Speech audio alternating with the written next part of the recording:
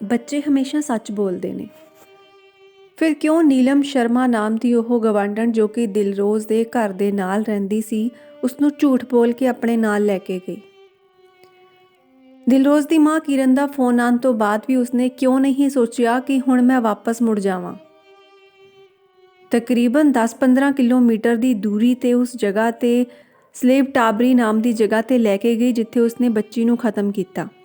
ਉਸ ਅੱਧੇ ਘੰਟੇ ਦੌਰਾਨ ਉਸਦੇ ਦਿਲ ਦੇ ਵਿੱਚ ਇੱਕ ਵਾਰ ਵੀ ਨਹੀਂ ਆਇਆ ਹੋਵੇਗਾ ਕਿ ਮੈਂ ਮੁੜ ਜਾਵਾਂ। ਨਹੀਂ ਆਇਆ ਹੋਵੇਗਾ, ਕਿਉਂਕਿ ਇਹ ਪੂਰੀ ਤਰ੍ਹਾਂ ਦੇ ਨਾਲ ਸਾਰੀ ਪਲੈਨਿੰਗ ਦੇ ਨਾਲ ਖਤਮ ਕੀਤਾ ਗਿਆ। ਉਸ ਬੱਚੀ ਨੂੰ ਵੈਰ ਕੱਢਿਆ ਗਿਆ, ਦੁਸ਼ਮਣੀ ਕੱਢੀ ਗਈ ਹੈ ਉਸ ਪਰਿਵਾਰ ਦੇ ਨਾਲ ਅਤੇ ਇਸ ਮਾਸੂਮ ਬੱਚੀ ਦੇ ਨਾਲ। ਪਰਿਵਾਰਿਕ ਮੈਂਬਰਾਂ ਨੇ ਕਿਹਾ ਕਿ ਸਾਨੂੰ ਨਹੀਂ ਪਤਾ ਸੀ ਕਿ ਅਜਿਹਾ ਕੁਝ ਹੋ ਜਾਣਾ। ਫੋਨ ਕਰਨ ਤੋਂ ਬਾਅਦ ਵੀ ਅਤੇ CCTV ਦੇ ਵਿੱਚ ਫੁਟੇਜ ਆਉਣ ਤੋਂ ਬਾਅਦ ਵੀ ਨੀਲਮ ਸ਼ਰਮਾ, ਉਹ ਗਵਾਂਢਣ, ਪਾਪਣ ਗਵਾਂਢਣ, ਨਹੀਂ ਮੰਨੀ ਕਿ ਉਸਨੇ ਕੋਈ ਪਾਪ ਕੀਤਾ ਹੈ। ਉਹਨੇ ਨਹੀਂ ਦੱਸਿਆ ਦਿਲਰੋਜ਼ ਦੇ ਦਾਦਾ ਜੀ ਨੂੰ ਕਿ ਉਹ ਬੱਚੀ ਨੂੰ ਮਿੱਟੀ 'ਚ ਜਿਉਂਦਾ ਦਬਾ ਕੇ ਵਾਪਸ ਆ ਗਈ ਹੈ। ਜਦੋਂ ਪੁਲਿਸ ਵਾਲਿਆਂ ਦੇ ਨਾਲ ਬੈਠੀ ਵੀ ਨਜ਼ਰ ਆਈ ਸੀ ਤਾਂ ਉਹ ਇਹੀ ਕਹਿੰਦੀ ਸੁਣਾਈ ਦਿੱਤੀ ਗਈ ਕਿ ਜਾ ਕੇ ਤੁਸੀਂ ਬੱਚੀ ਦੇ ਮਾਪਿਆਂ ਨੂੰ ਪੁੱਛੋ। ਸਭ ਕੁਝ ਕਰਾਉਣ ਤੋਂ ਬਾਅਦ ਉਸਨੂੰ ਆਪਣੇ ਕੀਤੇ ਦਾ ਨਾ ਤਾਂ ਕੋਈ ਪਛਤਾਵਾ ਸੀ, ਨਾ ਹੀ ਉਸ ਬੱਚੀ ਦੇ ਇਸ ਦੁਨੀਆ ਤੋਂ ਤੁਰ ਜਾਣ ਦਾ ਦੁੱਖ ਸੀ। ਕੁਝ ਲੋਕਾਂ ਦਾ ਕਹਿਣਾ ਹੈ ਕਿ ਉਹ ਰਹਿਮ ਦੇ ਆਧਾਰ ਤੇ ਅਪੀਲ ਕਰ ਸਕਦੀ ਹੈ ਤੇ ਉਸਨੂੰ ਫਾਂਸੀ ਦੀ ਸਜ਼ਾ ਨਹੀਂ ਮਿਲੇਗੀ। ਇੱਕ ਔਰਤ ਹੋਣ ਕਰਕੇ ਉਹ ਆਪਣੇ ਆਪ ਨੂੰ ਬਚਾ ਲਵੇਗੀ ਅਤੇ ਇਸ ਮਾਮਲੇ 'ਚ ਫਾਂਸੀ ਦੀ ਸਜ਼ਾ ਨਹੀਂ ਮਿਲੇਗੀ। ਪਰ ਵੂਮਨ ਕਮਿਸ਼ਨ ਦੇ ਚੇਅਰਪਰਸਨ ਮਨੀਸ਼ਾ ਗੁਲਾਟੀ ਦੇ ਵੱਲੋਂ ਇਹ ਭਰੋਸਾ ਦਿੱਤਾ ਗਿਆ ਹੈ ਕਿ ਉਸਨੂੰ ਫਾਂਸੀ ਦੀ ਸਜ਼ਾ ਹੋ ਕੇ ਰਹੇਗੀ। ਵੱਧ ਚੜ੍ਹ ਕੇ ਜਿੱਥੇ ਲੋਕਾਂ ਦੇ ਵੱਲੋਂ ਅਪੀਲ ਕੀਤੀ ਜਾ ਰਹੀ ਹੈ, ਉੱਥੇ ਹੀ ਇਕੱਠ ਕਰਨ ਤੋਂ ਬਾਅਦ ਲੋਕ 10 ਦਿਨ ਬੀਤ ਜਾਣ ਤੋਂ ਬਾਅਦ ਇੰਤਜ਼ਾਰ ਇਹ ਕਰ ਰਹੇ ਨੇ ਕਿ ਇਹ ਖਬਰ ਹੁਣ ਸਾਡੇ ਕੰਨਾਂ ਨੂੰ ਸੁਣਨ ਨੂੰ ਮਿਲੇ ਕਿ ਉਸਨੂੰ ਫਾਂਸੀ ਦੀ ਸਜ਼ਾ ਹੋ ਗਈ ਹੈ। ਭਾਵੇਂ ਉਸ ਖਬਰ ਦੇ ਆਉਣ ਤੋਂ ਬਾਅਦ ਵੀ ਦਿਲਰੋਜ਼ ਨੇ ਵਾਪਸ ਨਹੀਂ ਆ ਜਾਣਾ, ਪਰ ਇੱਕ ਸੰਤੁਸ਼ਟੀ ਮਿਲੇਗੀ ਕਿ ਅਜਿਹੀ ਪਾਪਣ ਨੂੰ ਉਸਦੇ ਕੀਤੇ ਦਾ ਸਜ਼ਾ ਮਿਲੀ ਹੈ। ਉਸਨੂੰ ਪਤਾ ਲੱਗਿਆ ਕਿ ਉਹਨੇ ਕਿੱਡੀ ਵੱਡਾ ਗੁਨਾਹ ਕੀਤਾ ਹੈ। ਬੱਚੀ ਦੇ ਨਾਲ ਵੈਰੀ ਅਤੇ ਦੁਸ਼ਮਣੀ ਕੱਢੀ ਗਈ। ਘਰ ਉਸਨੇ ਵੇਚ ਦਿੱਤਾ ਸੀ ਅਤੇ ਘਰ ਵੇਚਣ ਤੋਂ ਬਾਅਦ ਆਖਰੀ ਦਿਨ ਜਦੋਂ ਸਮਾਨ ਚੱਕ ਰਹੀ ਸੀ, ਉਸੇ ਦਿਨ ਉਹ ਬੱਚੀ ਨੂੰ ਲੈ ਕੇ ਗਈ। ਇਸੇ ਕਰਕੇ ਇਹ ਪੂਰੀ ਤਰ੍ਹਾਂ ਦੇ ਨਾਲ ਪਲਾਨ ਕੀਤਾ ਹੋਇਆ ਮਰਡਰ ਜਾਪ ਰਿਹਾ ਹੈ। ਪਲੈਨਿੰਗ ਕਰਕੇ ਹੀ ਉਸ ਬੱਚੀ ਨੂੰ ਖਤਮ ਕੀਤਾ ਗਿਆ। ਪਰ ਕਿੰਨੀਆਂ ਹੀ ਗੱਲਾਂ ਹੋਰ ਸਾਹਮਣੇ ਆਉਂਦੀਆਂ ਨੇ ਜਿਸ ਤੋਂ ਇਹ ਕਿਹਾ ਜਾ ਸਕਦਾ ਹੈ ਕਿ ਉਹ ਬੱਚੀ ਬਚ ਸਕਦੀ ਸੀ। ਜੇਕਰ ਉਹ ਗਾਰਡ ਸਹੀ ਤਰੀਕੇ ਨਾਲ ਲੱਭ ਲੈਂਦਾ, ਕਾਸ਼ ਉਸ ਨੂੰ ਮਿਲ ਜਾਂਦੀ ਬੱਚੀ, ਤਾਂ ਦਿਲਰੋਜ਼ ਬਚ ਸਕਦੀ ਸੀ। ਪੁਲਿਸ ਵਾਲਿਆਂ ਨੇ ਜਦੋਂ ਆ ਕੇ ਲੱਭਿਆ, ਜੇਕਰ ਉਹ ਲੱਭ ਲੈਂਦੇ ਤਾਂ ਉਸ ਸਮੇਂ ਬੱਚੀ ਬਚ ਸਕਦੀ ਸੀ। ਜੇਕਰ ਗਾਰਡ ਦੇਖ ਲੈਂਦਾ ਕਿ ਉਹ ਬਾਥਰੂਮ ਕਰਨ ਨਹੀਂ ਬੈਠੀ ਉੱਥੇ, ਸਗੋਂ ਕਿਸੇ ਬੱਚੀ ਦੇ ਨਾਲ ਜਦੋਂ ਗਈ ਸੀ ਅੰਦਰ ਤੇ ਬਾਹਰ ਕੱਲੀ ਵਾਪਸ ਪਰਤੀ ਹੈ, ਤਾਂ ਉਸਨੂੰ ਪੁੱਛਣਾ ਬਣਦਾ ਸੀ, ਉਹ ਪੁੱਛ ਸਕਦਾ ਸੀ। ਜੇਕਰ ਉਹਦੀ ਆਪਣੀ ਬੱਚੀ ਹੁੰਦੀ, ਲੋਕਾਂ ਦਾ ਕਹਿਣਾ ਹੈ ਕਿ ਕੀ ਉਹ ਇੰਨੀ ਲਾਪਰਵਾਹੀ ਕਰਦਾ ਤੇ ਛੱਡ ਦਿੰਦਾ। ਜੇਕਰ ਉਸਨੇ ਬਾਹਰ ਹੀ ਕਿਸੇ ਨੂੰ ਬੱਚੀ ਦੇਣੀ ਸੀ ਜਾਂ ਕੰਧ ਦੇ ਪਾਰ ਹੀ ਫੜਾਣੀ ਸੀ, ਤਾਂ ਉਹ ਬਾਹਰੋਂ ਵੀ ਫੜਾ ਸਕਦੀ ਸੀ। ਕਈ ਤਰ੍ਹਾਂ ਦੇ ਸਵਾਲ ਹੁਣ ਸਾਹਮਣੇ ਖੜੇ ਹੋ ਰਹੇ ਨੇ। ਹਾਲਾਂਕਿ ਪੁਲਿਸ ਵਾਲਿਆਂ ਨੇ ਪੂਰੇ ਸਮੇਂ ਸਿਰ ਆ ਕੇ, ਜਿਵੇਂ ਉਹਨਾਂ ਨੇ ਦੱਸਿਆ ਕਿ ਅਸੀਂ 10 ਮਿੰਟ ਦੇ ਵਿੱਚ ਬੱਚੀ ਨੂੰ ਹਸਪਤਾਲ ਪਹੁੰਚਾ ਦਿੱਤਾ ਸੀ, ਪਰ ਉਸ ਤੋਂ ਪਹਿਲਾਂ ਦੀ ਜਿਹੜੀ ਕਾਰਵਾਈ ਹੋਈ, ਉਸ ਤੋਂ ਪਹਿਲਾਂ ਜਿਹੜੀ ਵੀਡੀਓ ਸਾਹਮਣੇ ਆਈ, ਉਸ ਨੂੰ ਲੈ ਕੇ ਕਈ ਤਰ੍ਹਾਂ ਦੇ ਸਵਾਲ ਚੱਕੇ ਜਾ ਰਹੇ ਨੇ। ਇਹ ਕਿਹਾ ਗਿਆ ਕਿ ਜਿਸ ਬੱਚੀ ਨੂੰ ਗੋਦੀ ਚੁੱਕ ਕੇ ਲੈ ਜਾਣਾ ਚਾਹੀਦਾ ਸੀ, ਉਸਨੂੰ ਹੱਥਾਂ ਦੇ ਨਾਲ ਲਟਕਾ ਕੇ ਕਿਉਂ ਲੈ ਕੇ ਜਾਇਆ ਗਿਆ? ਕੀ ਡਰ ਸੀ ਉਹਨਾਂ ਨੂੰ ਕਿ ਉਹਨਾਂ ਦੀ ਵਰਦੀ ਤੇ ਕੋਈ ਮਿੱਟੀ ਦੇ ਧੱਬੇ ਲੱਗ ਜਾਣਗੇ ਜਾਂ ਗੰਦੀ ਹੋ ਜਾਵੇਗੀ?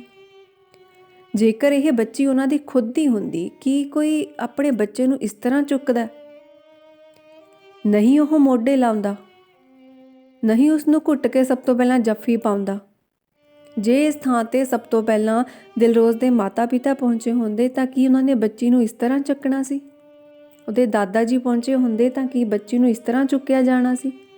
ਇਹ ਸਵਾਲ ਇਸ ਕਰਕੇ ਬਣਦਾ ਹੈ ਕਿਉਂਕਿ ਇਨਸਾਨੀਅਤ ਦੀ ਗੱਲ ਸੀ। ਜੇਕਰ ਉਹ ਆਪਣੀ ਡਿਊਟੀ ਨਿਭਾ ਰਹੇ ਸੀ, ਲੋਕਾਂ ਦਾ ਕਹਿਣਾ ਹੈ ਕਿ ਉਹਨਾਂ ਨੂੰ ਚੰਗੀ ਤਰ੍ਹਾਂ ਨਿਭਾਉਣੀ ਚਾਹੀਦੀ ਸੀ।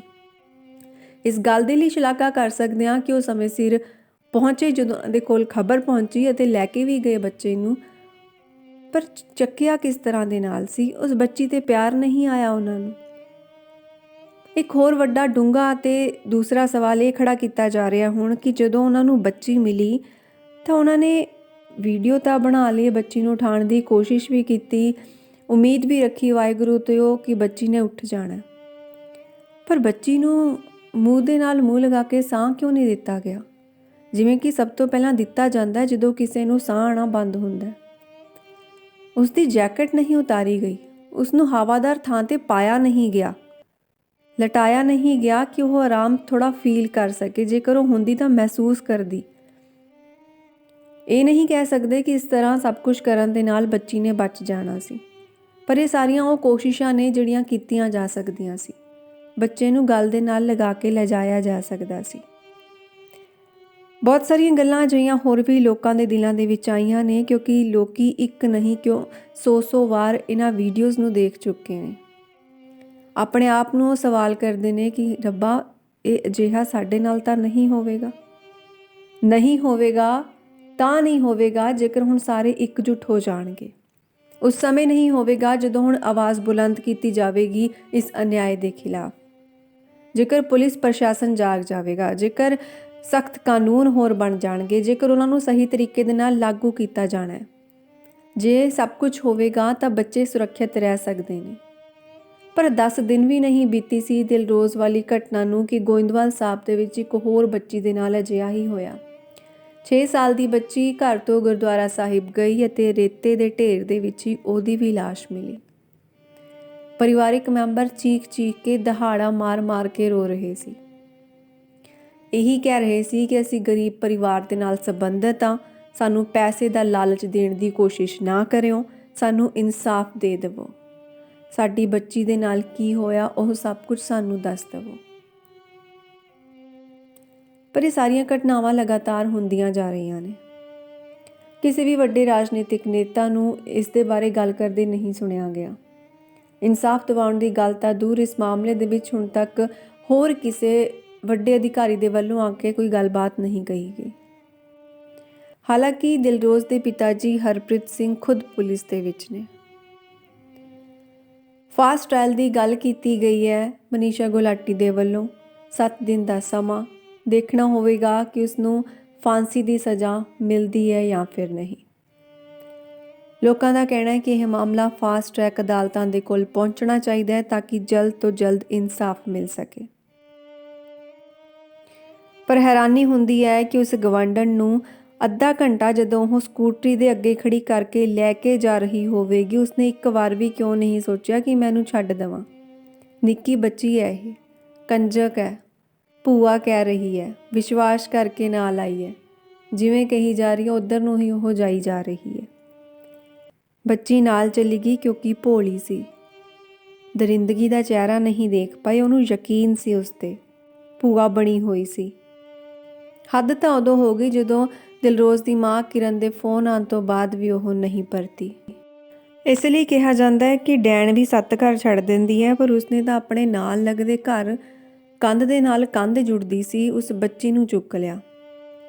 ਹੈਰਾਨੀ ਦੀ ਗੱਲ ਹੈ ਕਿ ਮਾਂ-ਬਾਪ ਨੇ ਸੋਚਿਆ ਵੀ ਨਹੀਂ ਹੋਣਾ ਕਿ ਗੇਟ 'ਤੇ ਖੜੀ, ਘਰ ਦੇ ਹੀ ਗੇਟ 'ਤੇ ਖੜੀ ਬੱਚੀ ਹੁਣ ਇੱਥੋਂ ਚੱਲੀ ਜਾਵੇਗੀ ਤੇ ਮੁੜ ਕੇ ਕਦੇ ਨਹੀਂ ਆਵੇਗੀ। ਆਪਣੇ ਬੱਚਿਆਂ ਨੂੰ ਇਸੇ ਕਰਕੇ ਸੁਰੱਖਿਅਤ ਰੱਖੋ, ਕਿਸੇ ਤੇ ਅੰਨ੍ਹੇਵਾਹ ਯਕੀਨ ਨਾ ਕਰੋ ਕਿ ਉਹ ਉਸ ਨੂੰ ਲੈ ਜਾਵੇ ਆਰਾਮ ਦੇ ਨਾਲ ਤੇ ਵਾਪਸ ਕਦੇ ਨਾ ਲਿਆ ਪਾਏ ਤੁਹਾਡੇ ਕੋਲ। ਬਹੁਤ ਸਾਰੇ ਲੋਕ ਕਹਿ ਰਹੇ ਨੇ ਕਿ ਉਸ ਔਰਤ ਨੂੰ ਫਾਂਸੀ ਦੀ ਸਜ਼ਾ ਮਿਲਣੀ ਚਾਹੀਦੀ ਹੈ। ਜੇਕਰ ਉਹ ਕਿਸੇ ਤਰ੍ਹਾਂ ਦੀ ਵੀ ਰਹਿਮ ਦੀ ਅਪੀਲ ਕਰਦੀ ਹੈ ਕਿਸੇ ਵੀ ਗੱਲ ਦੇ ਆਧਾਰ 'ਤੇ, ਤਾਂ ਉਸ ਨੂੰ ਸੁਣਿਆ ਨਹੀਂ ਜਾਣਾ ਚਾਹੀਦਾ। ਜਿਸ ਦਰਿੰਦਗੀ ਦੇ ਨਾਲ ਉਸਨੇ ਦਿਲਰੋਜ਼ ਨੂੰ ਖਤਮ ਕੀਤਾ, ਉਸ ਨੂੰ ਵੀ ਖਤਮ ਕੀਤਾ ਜਾਣਾ ਚਾਹੀਦਾ। ਪੁਲਿਸ ਵਾਲਿਆਂ ਦੇ ਵੱਲੋਂ ਪੂਰੀ ਕੋਸ਼ਿਸ਼ ਕੀਤੀ ਗਈ ਸੀ, ਕਹਿ ਸਕਦੇ ਹਾਂ ਕਿ ਇਸ ਨੂੰ ਬਚਾਇਆ ਜਾ ਸਕੇ। ਪਰ ਜਿਹੜੀਆਂ ਗੱਲਾਂ ਲੋਕਾਂ ਦੇ ਦਿਮਾਗ ਦੇ ਵਿੱਚ ਆਈਆਂ, ਤੁਸੀਂ ਉਹਨਾਂ ਸਾਰੀਆਂ ਗੱਲਾਂ ਬਾਰੇ ਕੀ ਸੋਚਦੇ ਹੋ, ਕਮੈਂਟ ਕਰਕੇ ਜ਼ਰੂਰ ਦੱਸਿਓ। ਇਹ ਵੀ ਕਿਹਾ ਜਾ ਸਕਦਾ ਹੈ ਕਿ ਪੁਲਿਸ ਵਾਲਿਆਂ ਦੇ ਵੱਲੋਂ ਆਪਣੇ ਆਧਾਰ 'ਤੇ ਉਹੀ ਕੀਤਾ ਗਿਆ ਹੋਵੇ ਜੋ ਉਹਨਾਂ ਨੂੰ ਠੀਕ ਲੱਗਿਆ ਹੋਵੇ, ਅਤੇ ਇਸ ਦੇ ਨਾਲ ਨਾਲ ਇਹ ਵੀ ਹੋ ਸਕਦਾ ਹੈ ਕਿ ਉਹ ਕਿਸੇ ਐਵੀਡੈਂਸ ਨੂੰ ਬਚਾਉਣ ਦੀ ਕੋਸ਼ਿਸ਼ ਕਰ ਰਹੇ ਹੋਣ। ਇਹਨਾਂ ਸਾਰੀਆਂ ਗੱਲਾਂ ਦੇ ਆਧਾਰ 'ਤੇ ਤੁਸੀਂ ਕੀ ਕੁਝ ਸੋਚਦੇ ਹੋ, ਕਮੈਂਟਾਂ ਦੇ ਵਿੱਚ ਜ਼ਰੂਰ ਲਿਖਿਓ। ਤੇ ਪੁਲਿਸ ਵਾਲਿਆਂ ਦੇ ਨਾਲ ਜਦ ਤੱਕ ਗੱਲਬਾਤ ਨਹੀਂ ਕੀਤੀ ਜਾਂਦੀ, ਉਸ ਸਮੇਂ ਤੱਕ ਇਹਨਾਂ ਸਾਰੀਆਂ ਗੱਲਾਂ ਬਾਰੇ ਕੁਝ ਵੀ ਕਹਿਣਾ ਮੁਸ਼ਕਿਲ ਹੋ ਸਕਦਾ ਹੈ। ਪਰ ਦਿਲਰੋਜ਼ ਦੇ ਪਿਤਾ ਜੀ ਭਲੀ ਭਾਂਤ ਜਾਣਦੇ ਨੇ ਕਿ ਕੀ ਸਹੀ ਹੈ ਤੇ ਕੀ ਗਲਤ, ਕਿਉਂਕਿ ਉਹ ਇਸੇ ਪ੍ਰੋਫੈਸ਼ਨ ਦੇ ਵਿੱਚ ਨੇ ਤੇ ਸਭ ਕੁਝ ਉਹਨਾਂ ਨੂੰ ਵੀ ਚੰਗੀ ਤਰ੍ਹਾਂ ਪਤਾ ਹੈ।